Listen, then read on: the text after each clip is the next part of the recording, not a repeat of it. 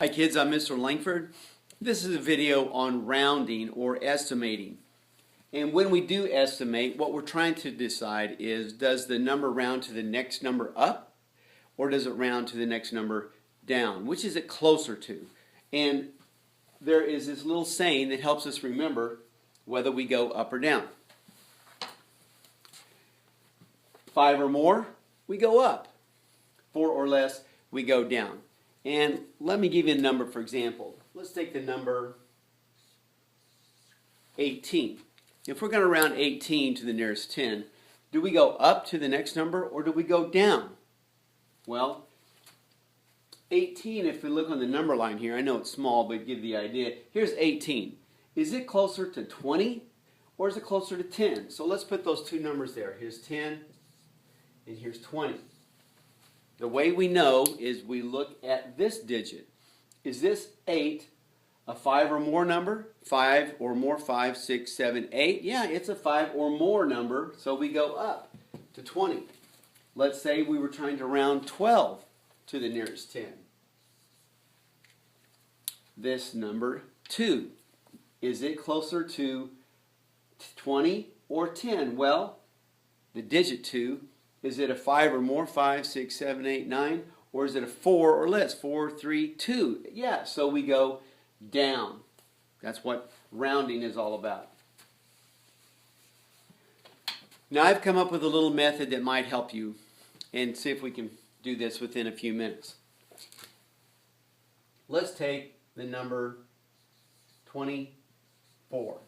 And let's see if we're going to round that. We got to pick the number above it and below it, right? Because we're making two numbers. Well, here's what I like to do. If we're rounding to the nearest 10, what digit here is in the tens place? Do you know?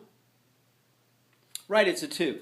I draw a face around the 2 with a little nose on it. Then, that's the first step. Then I'm making a number above and below, right? So this 2 is in a hole. It falls through.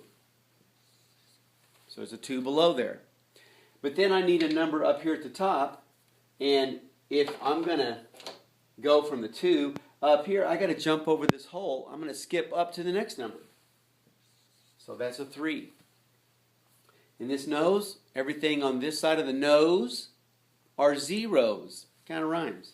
Let's put a 0 here and a 0 here. And it's pointing to a 4. The nose is pointing to the digit 4. Is 4 an up number or a down number? 4 or less? Yeah, it's a down number. So I draw my arrow here because it goes down. The 4 tells me to round down. So 24 rounded to the nearest 10 is 20. Let's do another one.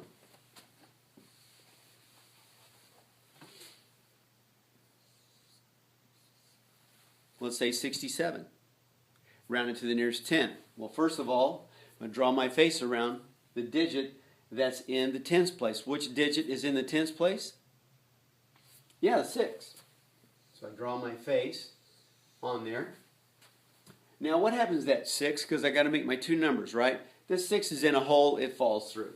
That's a 6. And I need a number above it, so I jump over the hole, I skip up to the next number. That's a 7. What goes past the nose? It rhymes. Zeros. That's right. Here's a 0. Here's a 0. What digit is the nose pointing to? The nose is pointing to a 7. Is 7 a 5 or more number? Or is it a 4 or less number? It's a 5 or more. 5, 6, 7. Yeah, I go up. So here I'm going up on round up. And 67 rounded to the nearest 10 is 70. All right? One more. Let's make it harder. Let's do one in the hundreds.